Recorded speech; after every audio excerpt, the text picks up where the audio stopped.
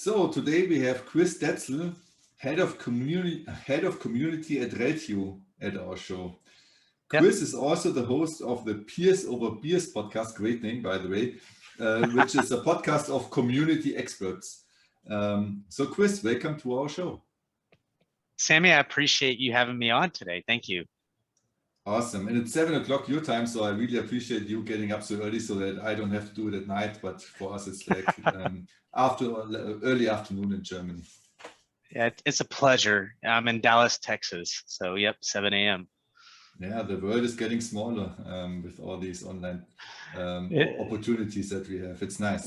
I think it's, the online or the, I think it's really good because, it's really bringing us, it kind of stinks that we don't get to connect face to face, but, opportunities like this, you're in Germany, I'm in Dallas, we still get to talk about, the things that we love so much. So in this case, community. So.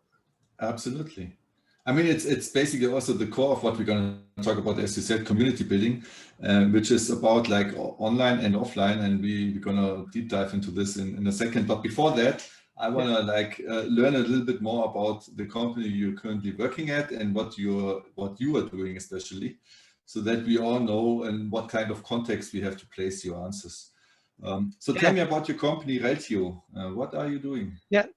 Yeah, so the company Reltio is a master data management vendor, and our goal is to connect business systems together to get. There's a lot of different things it can do, but one instance it's connecting these business systems together to get a 360 view of your customer. So, it's a very complex thing to do, to integrate, to do all these things, and so.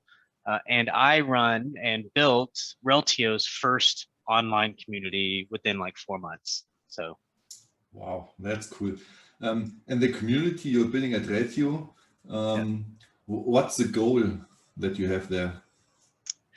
Yeah, so communities kind of morph over time, but in the beginning and certainly in the future, the main focus is looking at our user base and filling their needs. And so in this case, Reltio has kind of a support, somewhat of a support problem. And so we're looking at and are building a support online community in the beginning, and then over time that really starts becoming, a peer-to-peer networking, and then all really good things start to happen in addition to, supporting our customers to use their products the best they possibly can.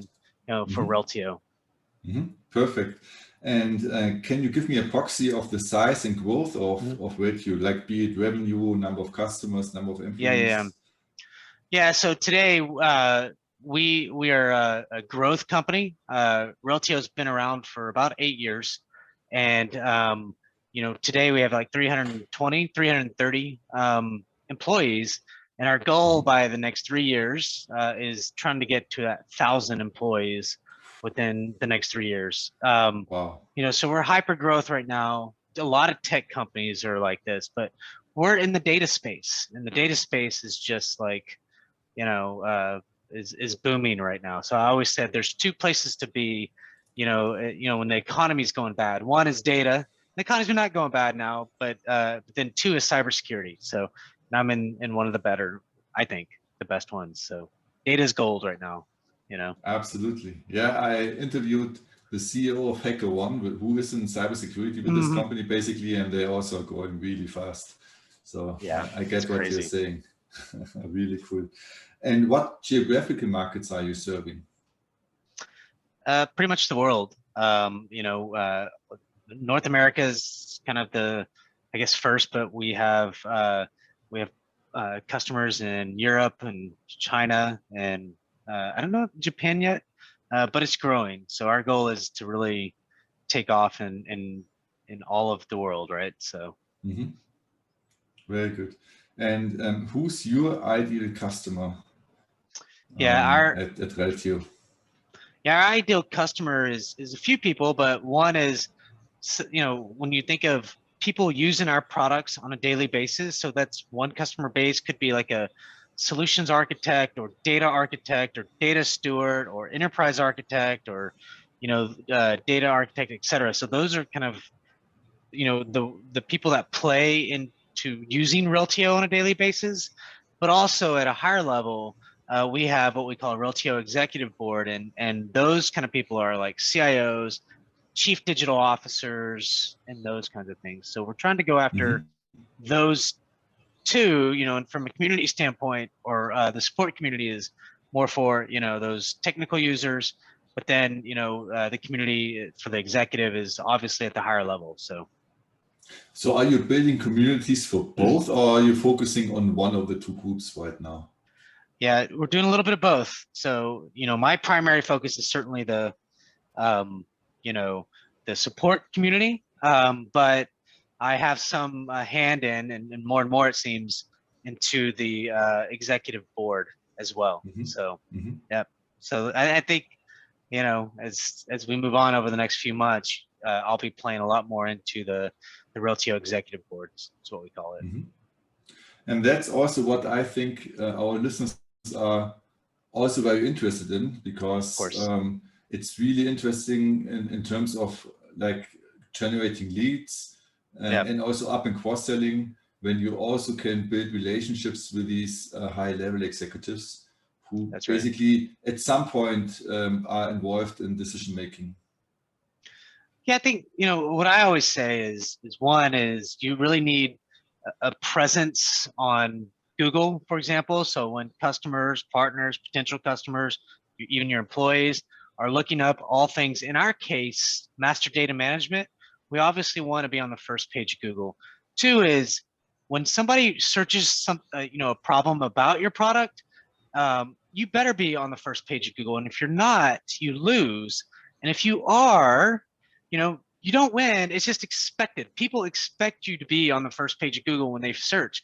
And if you're not on there, then they have to go to your website, find some support thing to go in to log into, And so, that's one of the big problems we're trying to solve is just, having answers to those common questions that customers have. And that, I don't want to say the easy thing to do, but it's at least the place to start. And that's kind of where we started, so yeah, I don't know if that helps.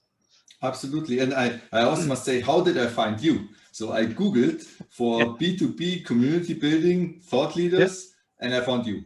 So you have done some things right. Huh? You were the first in the world, so to say, because I was looking for it in English. So, I mean, you know how to stand out also personally with your podcast.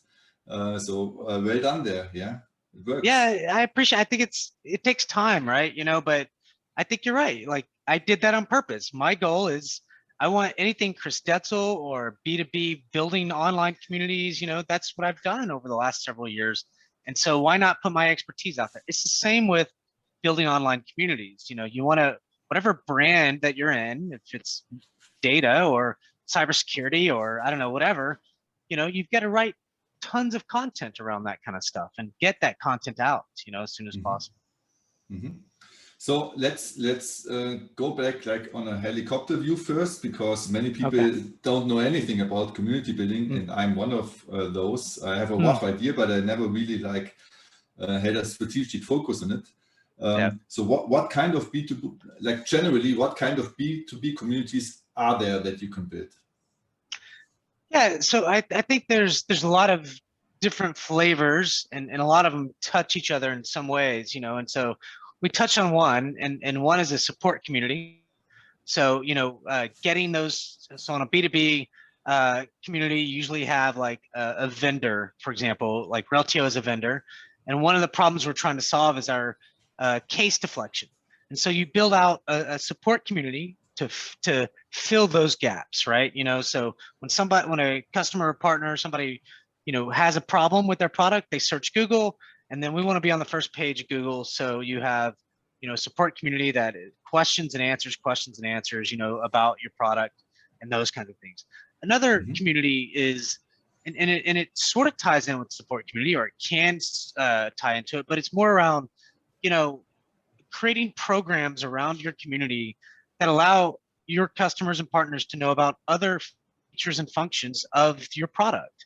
So for example, if there's a feature that does this thing, or if it's new, or there's a new product out, around the product line, have somebody talk about that product through a webinar, and then write content around that product and things like that. And then what happens is you'll, if you have a webinar program, somebody will be talking about it, and then another customer, oh, well, what does that do? Oh my gosh, and so that gets awareness out about, particular features and functions. And so one of the problems you start solving is, going deeper within an account. So customer has this product, they didn't know about this other thing that you have around, they might want to know more about that. I've had that happen when I was at my previous company. It was a cybersecurity company, interesting enough, but they start finding out about these features and functions, and then they get interested, and then you can let the salespeople know, and then there's that. And then there's other people that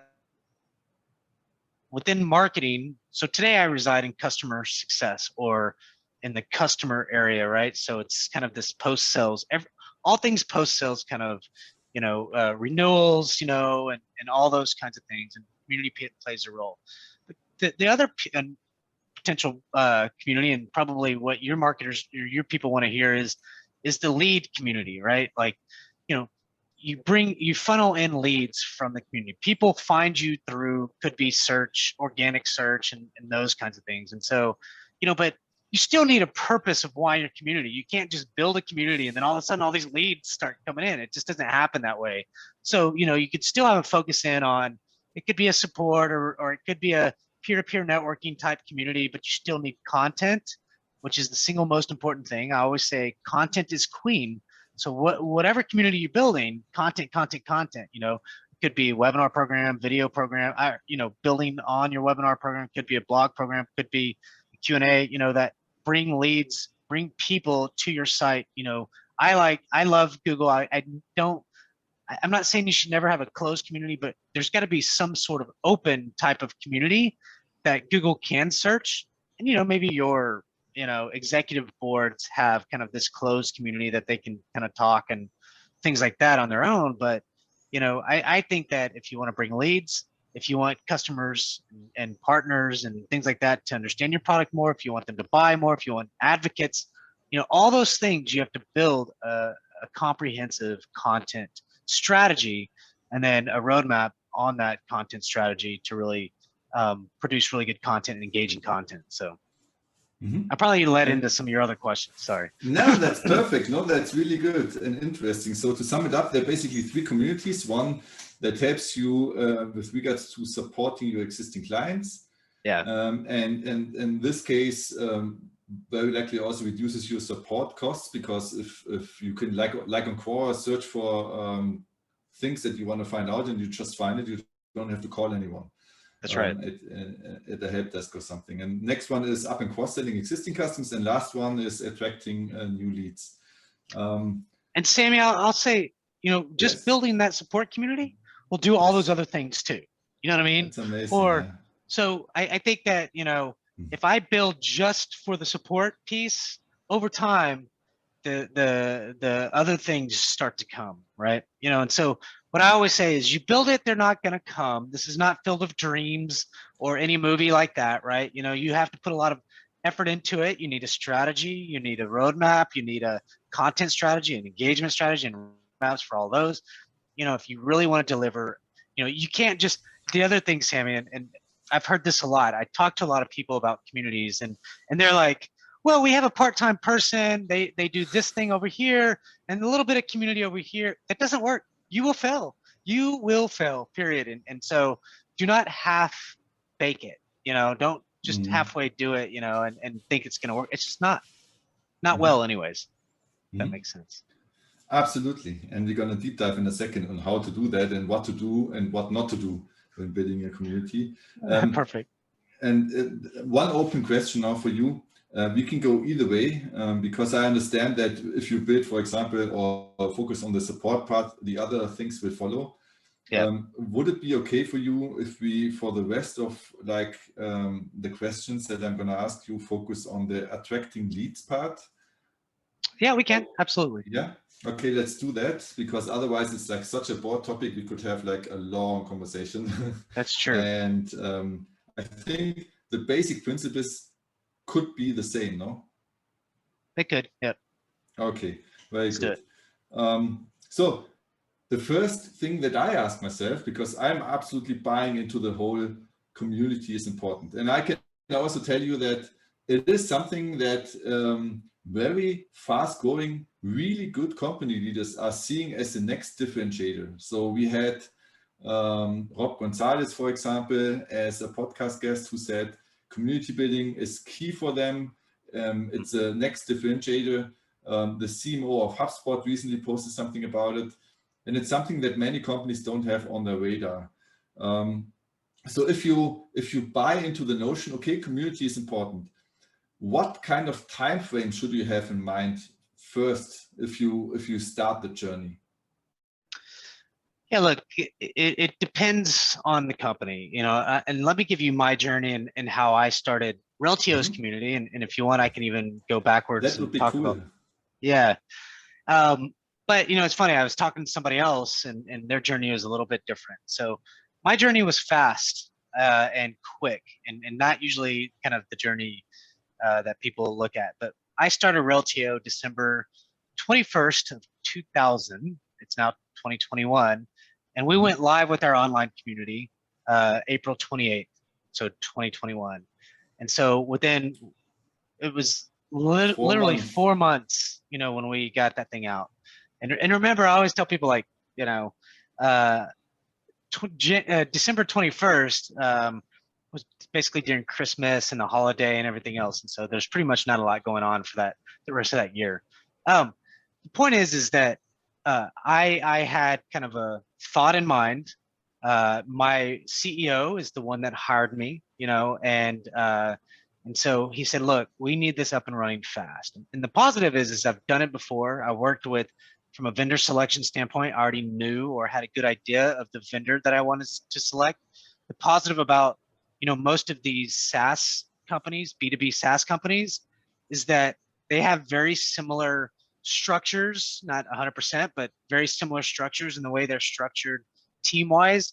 And they have some of the same problems, right? Support is a problem. They're always trying to attract leads. They're always trying to get customers to buy more. They're trying to expand upon, the current relationship or whatever, So the positive is I already knew all these things, but the things I had to get up to speed fast was I need to figure out who the experts were within the company, understand kind of our partner landscape, and sort of understand our product a little bit more. What are some of the problems that we're having with our product, and that customers need help with, and so all those things, getting to know employees, which I think is the single most important thing in a relation or in a community, because they're going to be helping me a lot, answer questions. They're going to help me produce content and be on webinars, etc. Right. And so that was the single most thing I focused on at first. Obviously, I had to go through the vendor. I already had a vendor selection, which I bought Higher Logic, right? But I still had to go through that process of buying them and everything else. And so, and then I also needed a content strategy, and I needed to find customers that will be part of the community, right? And partners, because it's a partner, customer, employee community is what I call it. And so I had to do all that fast. So, and all together, I'm building, finding a vendor, I'm, building some content, I'm trying to find content, and then I'm also trying to, put a whole vision, strategy, and a roadmap together on how I'm going to accomplish this within 4 months, because my boss was not the CEO, he's the chief customer officer, or he is the chief customer officer that reported to the CEO, but he was like, I need this fast. Can you do this in February? I was like, no, I can't do it in February. March, I was like, no, how about April? Like the end of April. Okay, but if you can do it faster, that'd be great. So, you can't rush. You can rush the building and things like that, but you can't rush discussions and things like that. It just takes time. People take a lot of time to trust. And so my journey was building relationships with internal then it was vendor selection and going through that process of security and all these things, and then finding content that was good, sending that over to blog writers on like Upwork.com. InDash is also a place you can get blog writers, you know, and so I was just being very scrappy, you know, and then, and I think I had to. And then from there on the content piece, so I found content from our training department, used those videos for blog writing and things like that, and then found some Q&A. And then I found a database around all of our customers. So I think we had, not all of them, but I found several thousand of our customers and partners. Then I crafted, you know, a plan, and the plan was, okay, I'm going to send an email out to the net for the next. I think this started in February into March, and send a direct email out to some of our customers and partners trying to seed the community. And so what I asked them was, hey, you know, here at Reltio, we're building a new community, and on this new community, I need content. I was very, and we would love for you to be a founding member. Are you interested? Oh, yes, I'm interested. You know, oh, great. You know, and so when they said they were interested, I then was like, okay, here's what I need. If you were in the room with one of your Reltio peers that had Reltio, what question would you ask them directly about the Reltio product? Boom, I'd get an answer.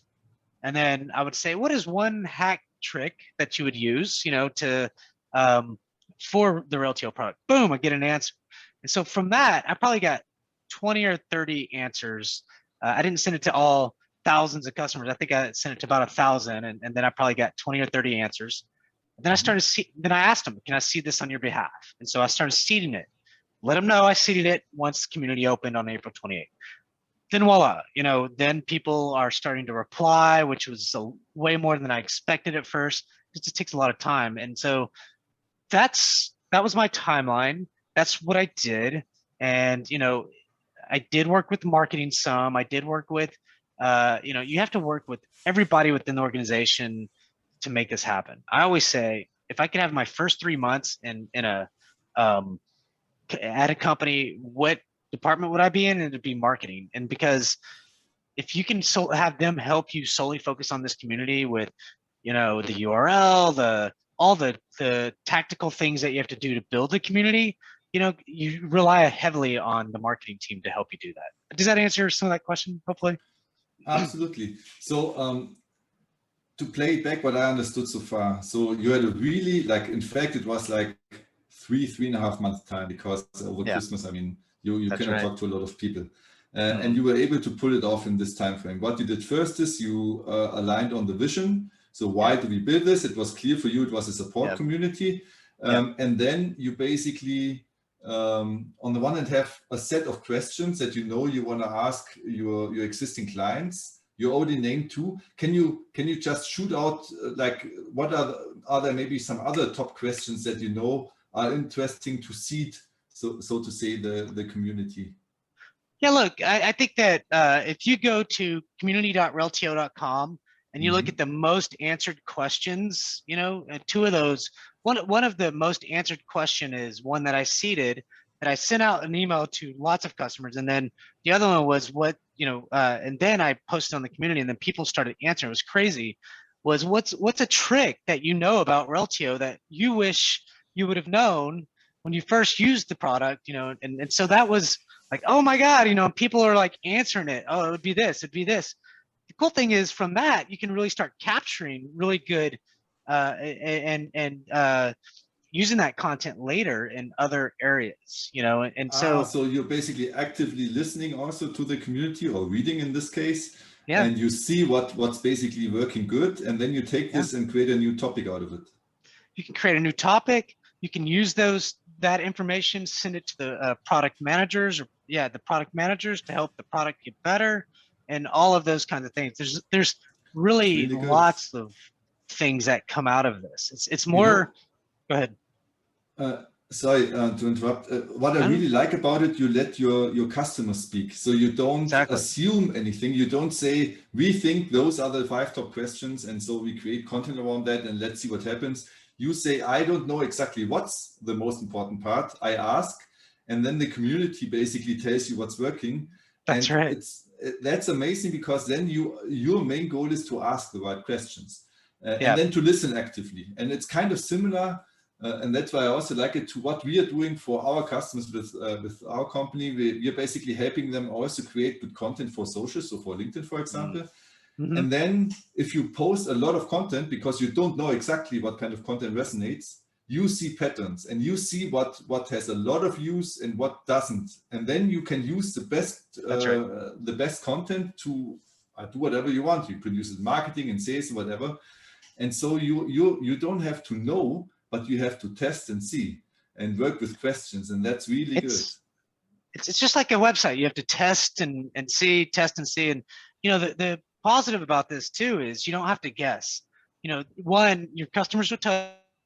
Two, data tells you. So when you look at the analytics around questions being answered, you know, and how long they're staying on the page, who's coming, who's not coming, what's, you know, you don't have to, you can take this assumption out of it and make good data decisions. You know, Google Analytics, you have analytics in your, you know, community platform and those kinds of things. And that's the important piece, is you don't just make something up anymore. Oh, I think our customers need this.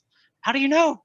Like, you know, it's not just surveys. Surveys are helpful, but, you know, it's more of the really juicy Google Analytics and other analytics that you have about your customers, what they're looking at, you know, and how long they're staying on the page. All these things you can really kind of make smart decisions now about your product, about what your customers want, what they don't want, and all of those things. It's just, it helps the entire organization. You know, it's crazy when organizations put community in a box, because community touches sales, it touches marketing, it touches customer success, it touches product, it touches engineering, all those areas, right? You know, and so I always said, and one of our one person I know, it puts this in a beautiful way. Her name's Holly Firestone, and you know, community belongs as kind of the center of excellence, or on its own. You know, if you were to put community somewhere, it probably should be maybe even right under the CEO, you know. And so I don't know if that's 100% true, but, you know, it's starting to shape in some of those ways. You know, community starting to be looked at as a huge opportunity for the entire organization, rather than just solving one problem. Yeah, and it's direct market feedback, and I think that's why it's so powerful. That you, in this case, gets you direct market feedback on what people want and don't want, and every department, as you said, can use it. So from a timeline perspective, we have the vision, we have the technical solution that you want to use to build this community. You have now the content, the seeding strategy, at least. What's coming next? Yeah, for us, there's a lot of things coming, but, you know, it doesn't just happen overnight. Look, we're only 2 months into our community being open. So, you know, I'm still in kind of the dives of a lot of tactical things. So we now have a webinar program, right? And so what this webinar program allows, and I'm big on this because you can just accomplish many things at once rather than just doing this, and this. So with this webinar program, we focused on, you know, getting deep into our product, so making sure our customers can use the product, so really diving. And so I have a weekly webinar that is an hour long. 2 is ask me anything types of webinars. So, you know, get maybe your CTO or founder, you know, answering any questions that come from, you know, your community members. 3 is, it could be maybe you have a new feature, a new product coming out or whatever. So talk about those through your webinars. And then, you know, 4 is, and I'm going to be pushing this in September on, is how do I get like peers or customers and partners to really start bringing those people in for those webinars? Those webinars create lots of things. 1, lots of engagement. So customers come in, they're asking questions. I allow it to be open, right? You know, I'll put everybody on mute, but it's open.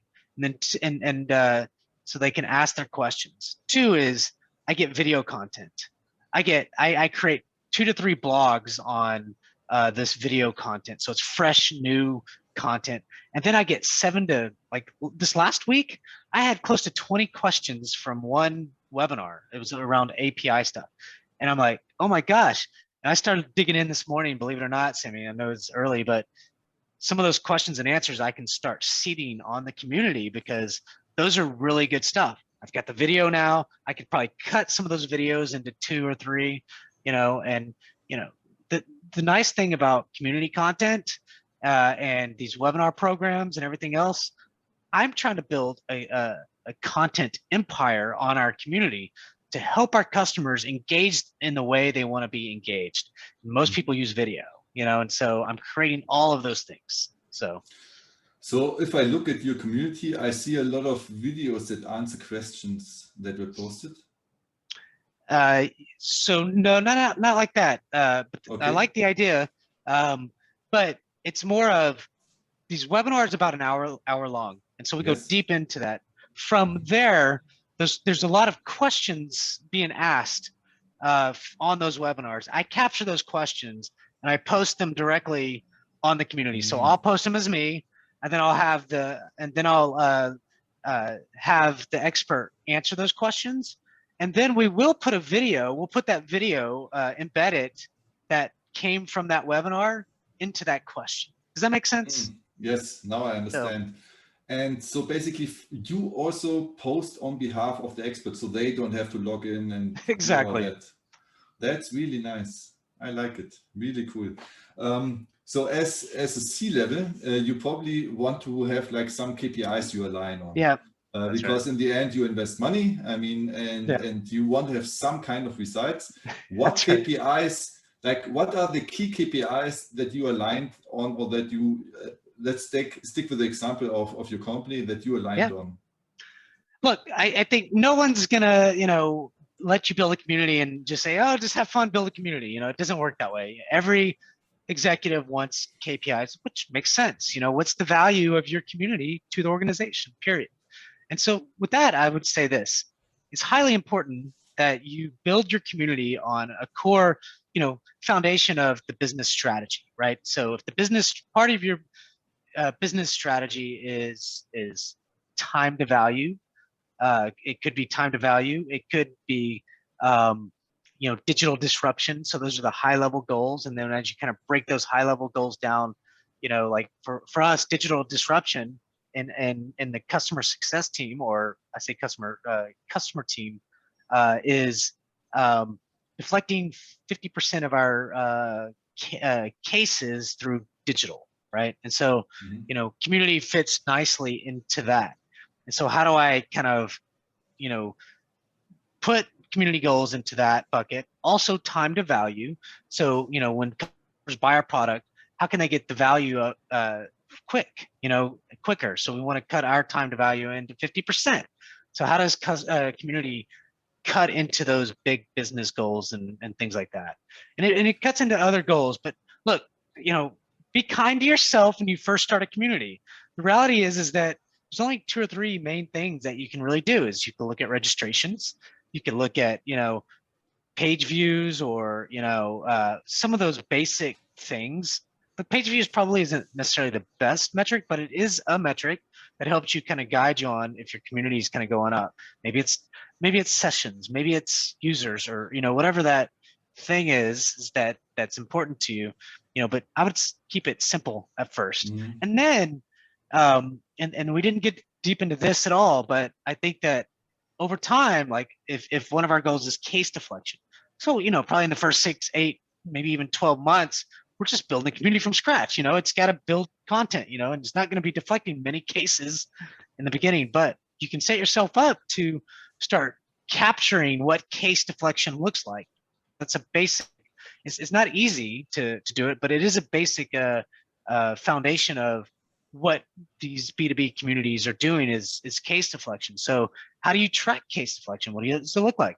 Well, that part is, technology. So how do you embed or integrate technologies into other technologies to start creating that? So, like if you have a Zendesk or you have a docs portal, right? Can you connect those business systems together through like enterprise search, through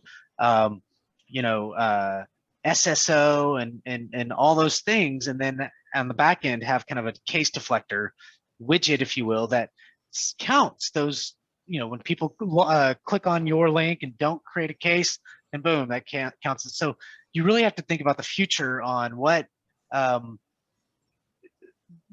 KPIs are important. And for us, those are the things that are important to us. So basically, connect your community to those top business goals and then start going from there. And so be kind to yourself the first year, and then change it up the next year into the next, because communities grow and communities mature. And as those mature, your metrics and KPIs become a little bit more important and a little bit more granular and a little bit more focused, and so you can do more of those things like leads and things like that. Like, okay, how many leads are we bringing in to the marketing team? And do we count those as hot leads? Do we count those, what kind of leads are they? And all that kind of stuff. But you have to build the infrastructure first to be able to get leads to your site, if that makes sense. So how do you capture leads in such a community? So if I'm a potential customer, I log into the community because I find some answers interesting. What's happening then?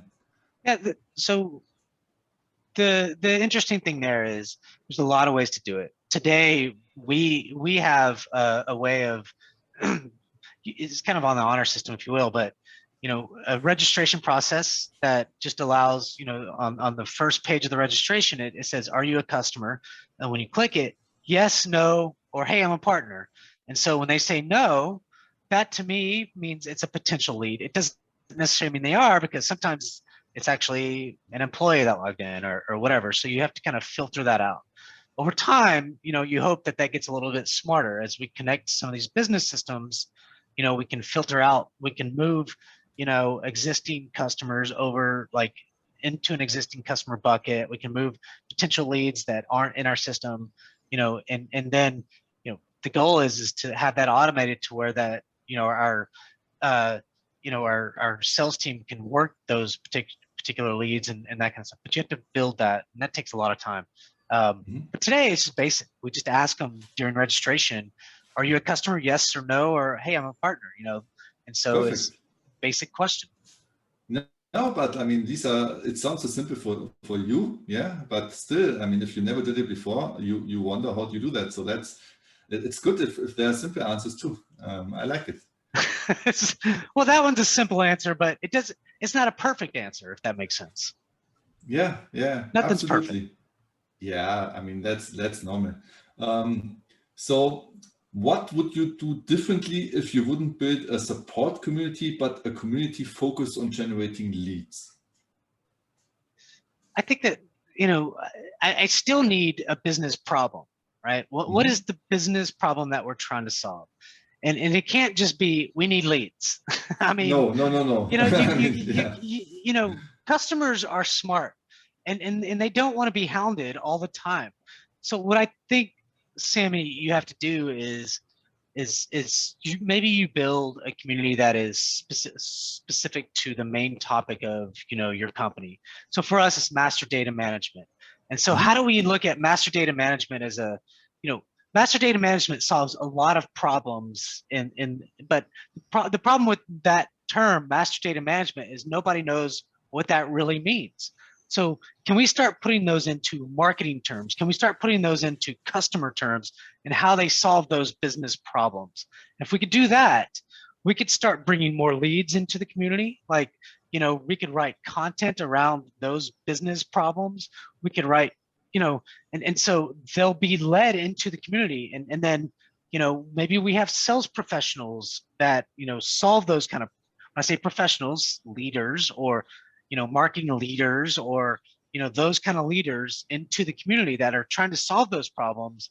We just don't call it master data management, right? We call it something else, that are solving problems, and then bring those people together, and then kind of start talking sort of about maybe the product and maybe features or whatever, or maybe it's kind of here and we have that solution. I don't know the exact, maybe it's a peer-to-peer networking because everybody wants to connect to peers, at some level, right? And maybe it's not an online community. When you're looking at higher level, like CMOs or VP of marketing, or, even CIOs and CDOs, those people generally aren't, on a community asking questions specifically around, a product. Excuse me, I had a cough. So it's just kind of, having a plan and a strategy around, what is it that you're trying to solve within the company, and then you bring those users in that way, right? Yeah. So if I translate it, that would mean, I mean, you don't, of course, say, hey, this is the leads community for my company. You basically look at the overarching topic that your product is in.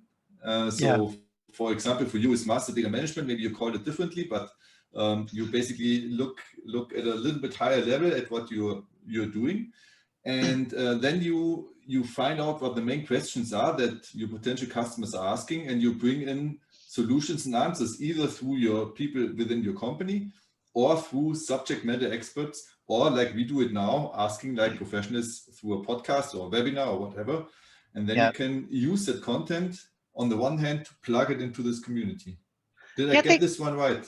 I think that you summed that up really well, and something I didn't mention and I think is important, especially for like a lead type marketing community, if you will, like, bringing people, that are, maybe even on the outside end, that are advocates of master data management or experts in there. It's not just from your company.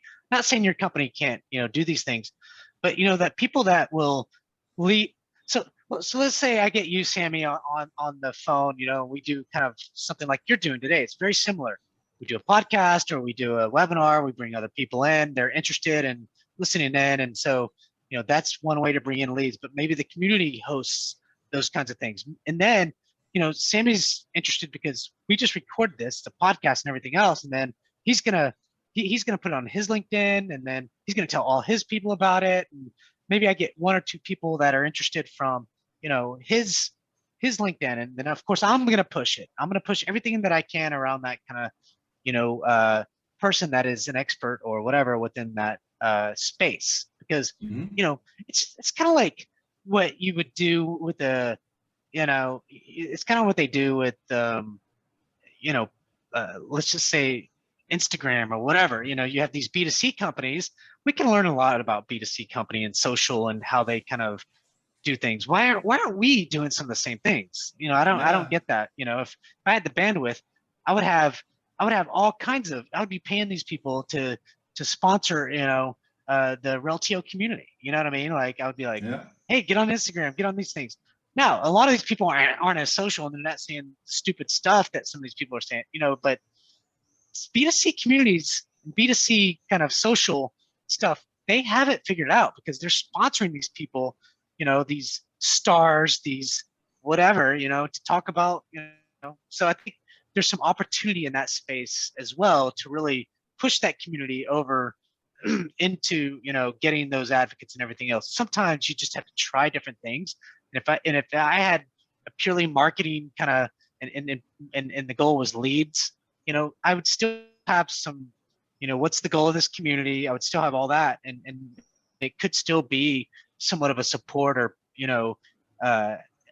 community, but I would be more focused in kind of on the social aspect, finding those really cool people that can really explain, that have presence within the market that people know, and then push that in big ways. That's what I would do, if on any kind of marketing. That's what I'd push for anyways, and see what worked.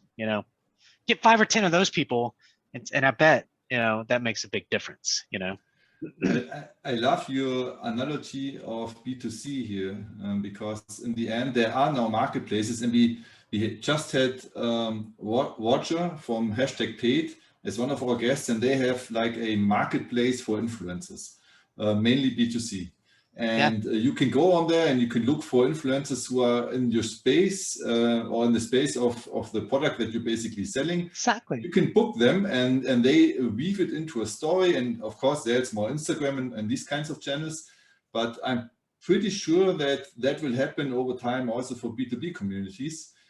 And right now it feels like it's an El Dorado for everyone doing it right now. But because I can, honestly, through the podcast, I can talk to people that are like amazing, like you, for example, or other leaders in their field. And and they, as you said, they're basically also a channel for your content, because you create the content and they see their face, they see their own content, and they share, they like, they, you know, you Exactly. basically are part of their own community. So I can highly encourage everyone doing what you said, I think going into this community route.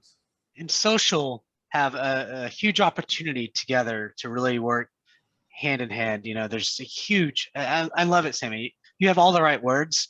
You know, I've got the ideas, you know, but the words, you know, with No, influencers and all that. I got it. I'm That's just a awesome. simple Of person. course. I have to talk in a simple, plain way, you know. Otherwise, I don't get it. But I mean, I you are the love it. ones with the know-how. It's perfect. I mean, I think everybody understands what you're saying. Yeah. So the last missing piece and you mentioned in a half sentence, but I think this is really powerful too. How you basically can combine online and offline in a B2B setting, because in the end, I mean, now COVID is slowly coming to an end, and it's possible again to have like face-to-face meetings again. And my gut feeling, I can tell you already, is that why should you pay for a conference if you can create your own meetings? Yeah, and highly select the people that you want to have at this meeting, and really build, like in a smaller setting, these relationships. Yeah. Do you have any like take on this?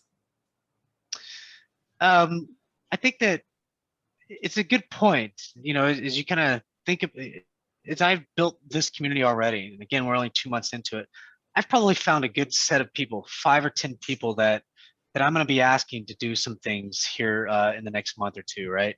And I didn't know these people at all before, but these people are already engaged, they're involved, and they could be pretty influential within their space. You know, they're big companies, they have a decent title, you know, and so yeah, I think that, you know, if I were to go in and um, have some kind of conference and I need somebody to speak, I bet I could go ask this guy David right now and he would do it instantly. Like, yeah, Chris, no problem. Or you know, whatever. So I think that over time, community and not so much time, you know, like I told you, at 2 months, I can name 5 or 6 people that I can go out off and ask them to do something, and they would probably do it. I can at least get 1 or 2 of them, you know, to do some stuff.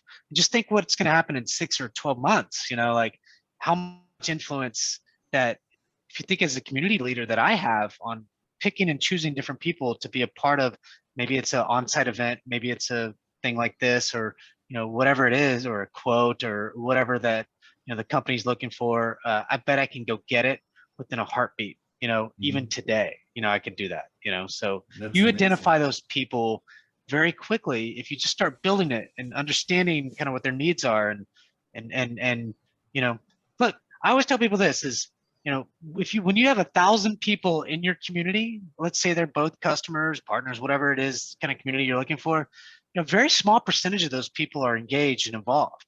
And so how do you, and then, you know, it's like a 10 to 12%, I think, of those people will be the ones doing most of your content writing. And only 1% of those 10% are going to be the ones that are the super users, the one that just, you know, want to be your advocates and do all these things. And so it's a very small percentage. So you got to keep that in mind. It's, you got to build and make it relevant. And even if you can move that 1%, how about moving it to 2? It's a huge, or that 10% into 13% or 14%, you know, to engaging. So build an engaging strategy that engages your customers, which is heavily on content. And then, you know, and then 3, you know, start a year or 2 from now, you know, looking at the super user programs and things like that, because, you know, those are going to be the key to the success of, you know, bringing in leads, getting people to use your product more, and even case deflection. So, Love it. There's so many ideas that I want to test out in my own company, and based on what you said, it's really good, and it took away the fear of like you have to like invest. I mean, of course you have to invest. Don't get me wrong, and you sure. do it full time, and over time you probably have a team that you also will support you, and you already work with freelancers and so on and so forth. You know, yeah, I do. But in the end, you don't have to start super big. You have to start at some point, and you already reap the benefits, and that's something that I like a lot. And One example that I just wanna share here also, because it was really interesting, is from Rob Gonzalez from Salesify. He said, like, basically what they did is, before COVID, they started with physical events, and they had a really, they defined community a little bit differently. They said the 100 top CEOs of $1 billion and above revenue companies that we want to have as clients at some point. So Yeah. they really, it was a very small list of people, and they invited them, and it was all about helping them, you know. So they invited them to sites of production sites or some stuff where they can get some value out of it.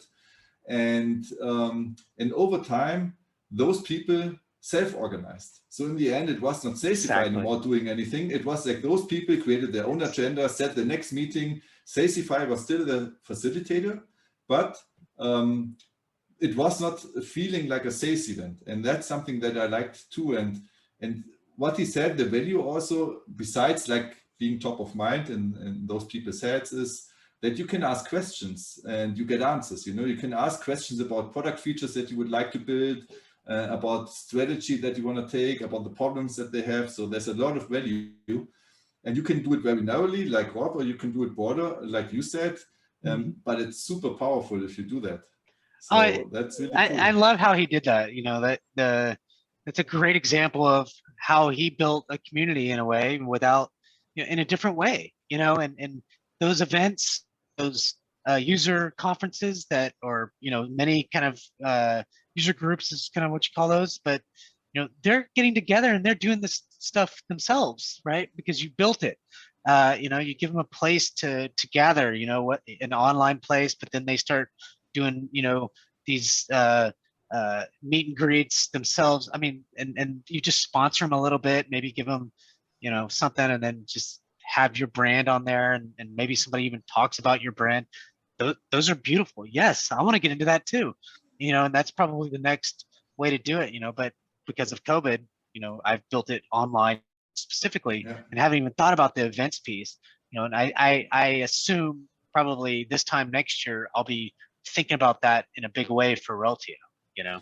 You know what you could try if you haven't already planned it out at some point. What we did before COVID was super powerful for our small company. We invited people, like here in Munich, we tested it out in Munich first. So I rented out like a small grocery store, like a with really handpicked good food. And this guy had wine and everything, and he just left the store open and stayed there for us for 2 hours longer. So from 7 to 8 p.m., we basically had rented this room in the grocery store with some chairs and really a super easy setup, and invited 10 target customers. And it was a 5-minute introductory talk by me, giving them some value in the very first meeting. And after that, some chatting. And it was planned for 1 hour, and it lasted until 12 or 1 o'clock.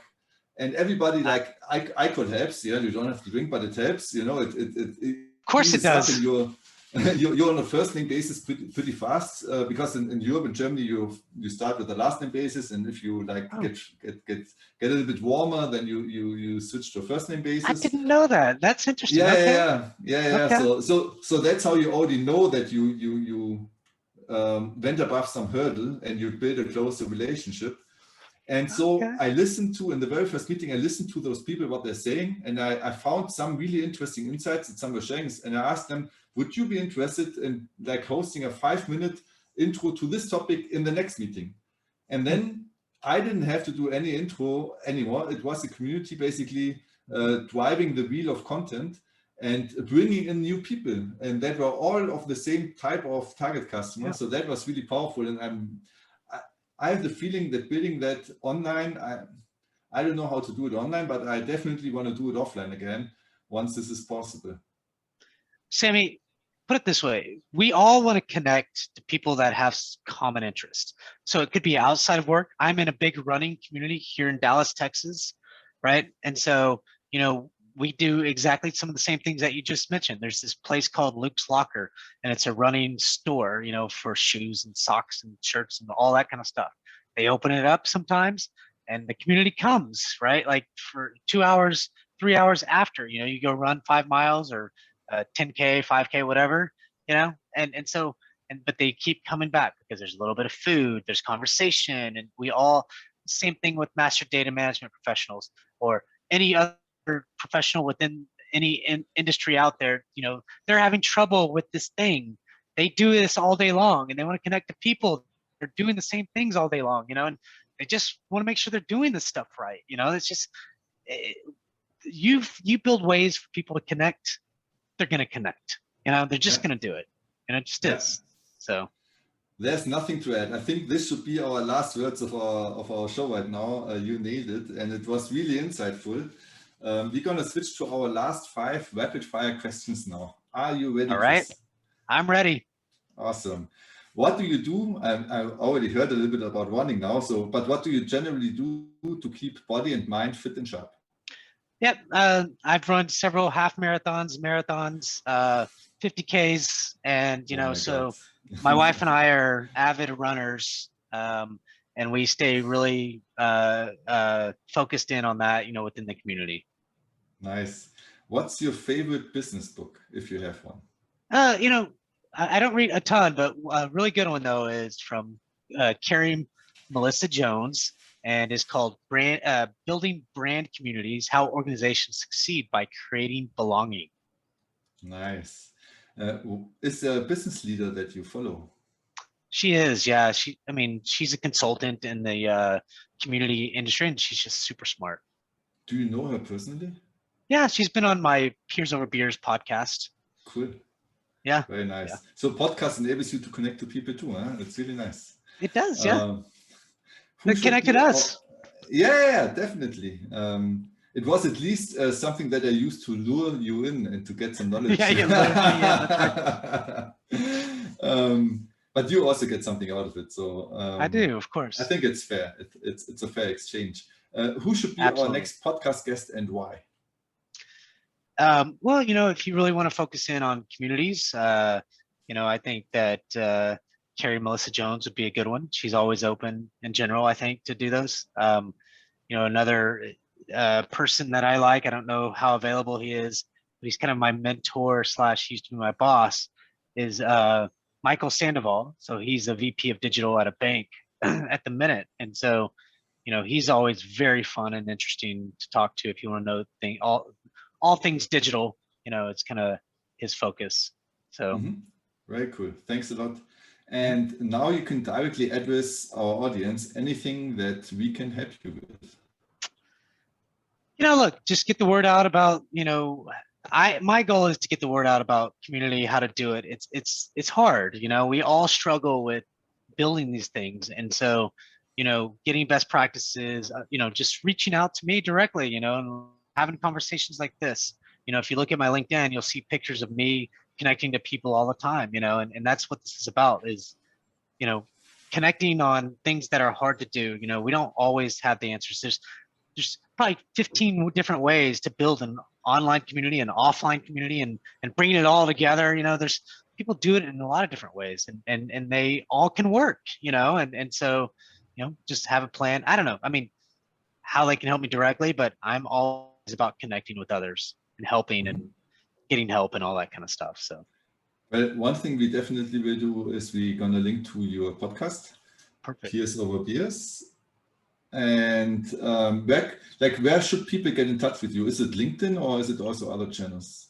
Yeah, there's a few others. So LinkedIn is one, and I put that, and I sent the email to you, but, you know, even chrisdetzel.com. I built a website. I've blogged several times about, you know, community.